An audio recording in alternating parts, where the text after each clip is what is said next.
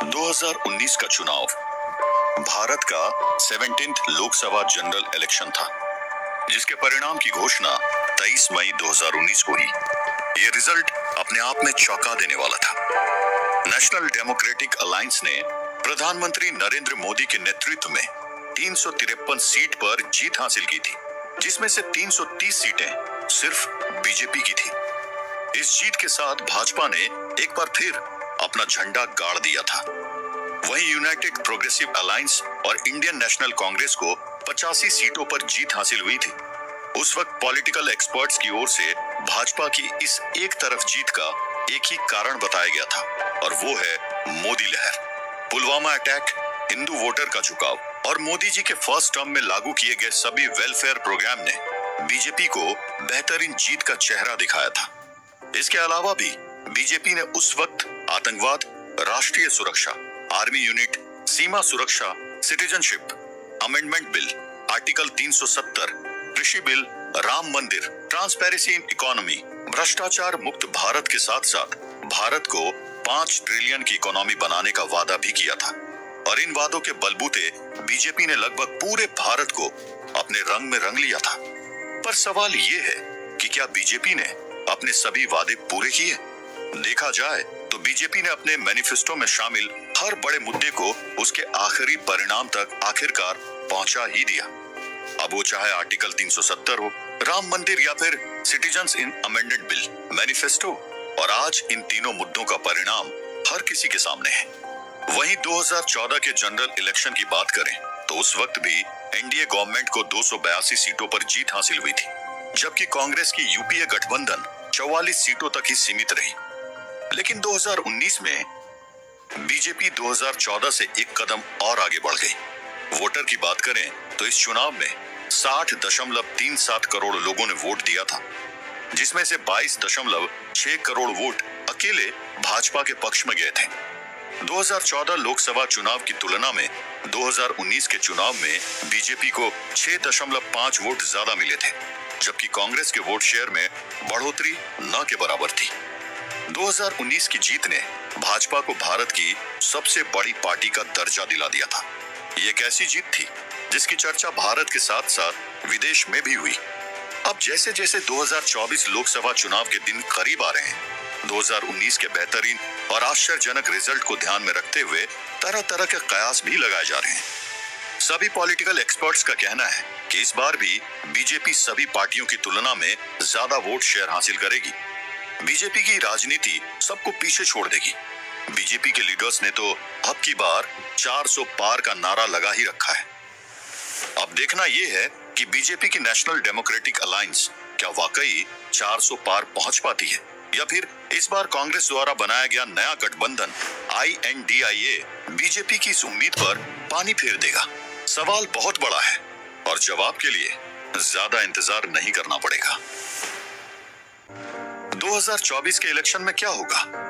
Result को भविष्य के लिए छोड़ते हैं। अगर 2019 के इलेक्शन से 2024 के बीच की जर्नी को देखा जाए तो भारत के इस डाइवर्सिफाई लैंड में परिवर्तन तो खूब हुए हैं, लेकिन सबसे अहम होता है आर्थिक परिवर्तन। इकोनॉमी किसी भी देश की नींव होती है। 2014-15 में भारत की जीडीपी की तुलना में 2019-20 के दौरान जीडीपी में 6.1% की बढ़ोतरी देखी गई थी, जो अपने आप में काफी अच्छा डेटा है। अब ये नेशनल डेटा इतना तो बताता है कि भारत धीरे धीरे सही लेकिन इकोनॉमी लेवल पर ग्रो कर रहा है। कुछ इकोनॉमी एक्सपर्ट्स का कहना है कि जितना ग्रोथ जीडीपी में दिखा, उतना ग्रोथ वोट शेयर में भी जरूर दिखाई देगा, और भाजपा अपने पिछले बार के वोट से करीब 8% वोट की बढ़त तो डेफिनेटली हासिल करेगी। इकोनॉमी के बाद देश की बाहरी और आंतरिक सुरक्षा भी देश के नागरिकों के लिए बहुत ज्यादा मायने रखती है, क्योंकि सुरक्षा के बिना ग्रोथ का कोई मतलब ही नहीं रह जाता। सिक्योरिटी डेटा पर नजर घुमाएं तो 2014 में भारत का क्राइम रेट 3.62% था, जो 2018 में घटकर 2.24% हो गया। वहीं 2019 से 2024 के बीच भारत ने एक बहुत बड़ी त्रासदी को अपनी आंखों के सामने देखा, और वो था कोविड पैंडेमिक, जिससे पूरी दुनिया जूझ रही थी। इंटरनेशनल डेटा भी बताते हैं कि कोविड वैक्सीनेशन को जिस तरह से भारत की रूलिंग बीजेपी गवर्नमेंट ने हैंडल किया, शायद कोई हैंडल नहीं कर पाता।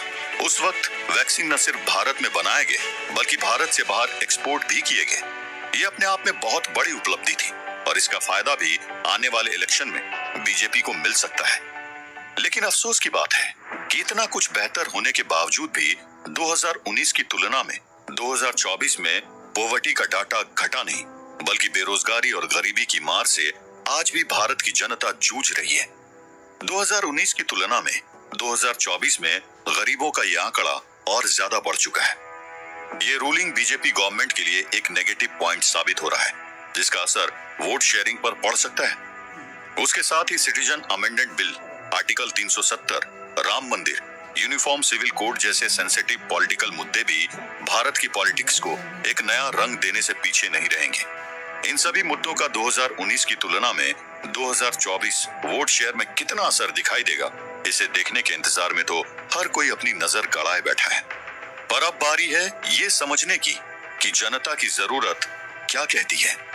आज का हाल देखें तो 2024 में कांग्रेस ने बीजेपी से पहले अपना मैनिफेस्टो जनता के सामने लाकर रख दिया, जिसमें माइनॉरिटी, LGBTQIA, महिला सशक्तिकरण, किसान न्याय जैसे मुद्दे उठा चुके कांग्रेस ने वादा किया है कि अगर उनकी सरकार बन गई तो किसानों को मिनिमम सपोर्ट प्राइस की गारंटी दी जाएगी। कांग्रेस ने देश को चुनौती देते हुए कहा कि युवाओं की नौकरी जा रही है, किसान अपना विश्वास खो चुके हैं, GST ने व्यापारियों के व्यापार को बर्बाद कर दिया है, महिलाओं में सुरक्षा की भावना खत्म हो गई है, माइनॉरिटी समुदाय अपना आर्थिक और सामाजिक अधिकार खो रहे हैं, सरकारी संस्थाओं की सुरक्षा और स्वतंत्रता कमजोर हो चुकी है। क्या आपको भी डर, धमकी और नफरत से भरी ये राजनीति चाहिए? अब भारत की जनता कांग्रेस के इन सवालों का जवाब तो अपने वोट के जरिए देगी और भाजपा ने अपने मैनिफेस्टो में किन मुद्दों को शामिल किया है, उसे समझाने से पहले ये समझना जरूरी है कि आखिर भारत की जरूरत क्या है। भारत की जनता को अपने इन पॉलिटिकल लीडर से, पॉलिटिकल पार्टी से क्या चाहिए? अगर देखा जाए तो भारत की आबादी को इस वक्त फाइनेंस से भी ज्यादा फिजिकल वेलनेस की जरूरत है। भारत हेल्थ केयर सर्विस में सबसे पीछे है। हेल्थ केयर सर्विस को इंप्रूव करना भारत की जरूरत है। साथ ही बेरोजगारी और गरीबी को भी दूर करना भारत के लिए बहुत ज्यादा जरूरी है। और इन मुद्दों पर भारत की जनता बार बार पिछले 5 सालों से सरकार का ध्यान खींचने की कोशिश कर रही है। देखा जाए तो इंडिया का मार्केट कैपिटलाइजेशन $5 ट्रिलियन को टच करने वाला है, लेकिन फिर भी लोग बेरोजगारी से जूझ रहे हैं और इस दिशा में भारत सरकार को कदम उठाना होगा, क्योंकि इतनी बड़ी इकोनॉमी होने के बावजूद भी 200 मिलियन लोग आज भी गरीबों की तरह जिंदगी बिता रहे हैं। शायद नीति आयोग बीते 5 वर्षों में अपनी पॉलिसी ज्यादा बेहतर ढंग से इम्प्लीमेंट नहीं कर पाई है। इन 5 सालों के बीच किसानों की समस्या भी एक बहुत बड़ी समस्या बनकर उभरती है, जिस पर ध्यान देने की जरूरत है। जम्मू कश्मीर से भले ही आर्टिकल 370 को हटा दिया गया है, लेकिन अमर अब्दुल्ला और महबूबा मुफ्ती का कहना है कि पाकिस्तान आज भी जम्मू कश्मीर के लिए बहुत बड़ी समस्या है। इस समस्या को केंद्र सरकार कैसे दूर करेगी? इन 5 सालों के बीच एक सवाल मीडिया को लेकर भी उठाया जाता है। कहा जाता है कि टीवी चैनल पर चलने वाली मीडिया एजेंसी तो सरकार के हाथों में बिकी हुई है। कोई किसी पार्टी का साथ देती है तो कोई किसी पार्टी के हक में बोलती है। पर प्रिंट मीडिया, न्यूज़पेपर, जो भारत की असली मीडिया है, उसका ग्रोथ रेट 50% कम हो गया है। लोगों ने मैगजीन्स और न्यूज़पेपर पढ़ना बंद कर दिया। न्यूज़पेपर संगठन ने भी भारत सरकार से इस दिशा में ध्यान देने की गुहार भी की है और बात सही भी है। अगर आप देश की स्थिति का सही जायजा लेना चाहते हैं तो प्रिंट मीडिया पर नजर घुमाना जरूरी है। इसके साथ ही कहा जा रहा है कि कांग्रेस का मैनिफेस्टो इस बार बीजेपी पर भारी पड़ेगा। वहीं बीजेपी और खास करके नरेंद्र मोदी जी जनता से बीजेपी के मैनिफेस्टो को लेकर इनपुट की मांग कर रहे हैं। वो जनता से कह रही है कि आप बताएं, आप देश के लिए क्या चाहते हैं। हम उसे अपना शपथ पत्र बनाएंगे और उसे पूरा करने की भरपूर कोशिश करेंगे। चुनाव के करीब आते आते 2023 से ही एनडीए गवर्नमेंट और बीजेपी पूछ रही है कि नरेंद्र मोदी के खिलाफ विपक्ष के पास ऐसा कौन सा चेहरा है जो इतना मजबूत हो कि इंडिया में मोदी को हरा सके। और इसका जवाब 18 जुलाई 2023 को कांग्रेस और उनकी मिलीजुली गठबंधन सरकार ने बीजेपी के सामने रखा। कांग्रेस के लीडर्स ने कहा कि Indian national development exclusive alliance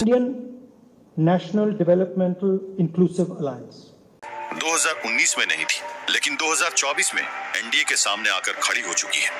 इसमें भारत की 40 पॉलिटिकल पार्टी शामिल है। इस इंडिया गठबंधन में राहुल गांधी, ममता बनर्जी, एमके स्टालिन, लालू प्रसाद यादव, अखिलेश यादव, अरविंद केजरीवाल, शरद पवार, हेमंत सोरेन, उद्धव ठाकरे, फारूक अब्दुल्ला और महबूबा मुफ्ती जैसे बड़े बड़े चेहरे और उनकी पार्टियां शामिल हैं।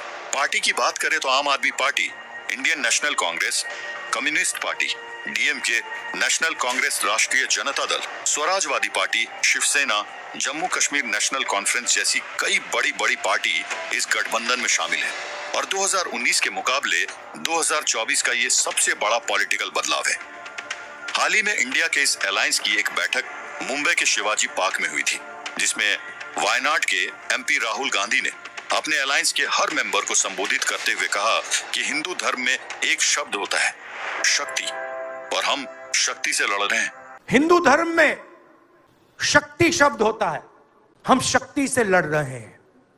शक्ति से उनका मतलब नरेंद्र मोदी की ओर था और बीजेपी का मानना है कि ऐसा कहकर उन्होंने एक तरफ से खुद ये साबित कर दिया है कि नरेंद्र मोदी ज्यादा शक्तिशाली और नरेंद्र मोदी हिंदुत्व के पक्षधर है। बल्कि कांग्रेस पार्टी हिंदुत्व और शक्ति के खिलाफ है, यानी कि देवी के खिलाफ है, जिसे हिंदू धर्म में सबसे ज्यादा पूजा जाता है। मोदी को टारगेट करते हुए उन्होंने ये भी कह दिया कि राजा की आत्मा ईवीएम में है।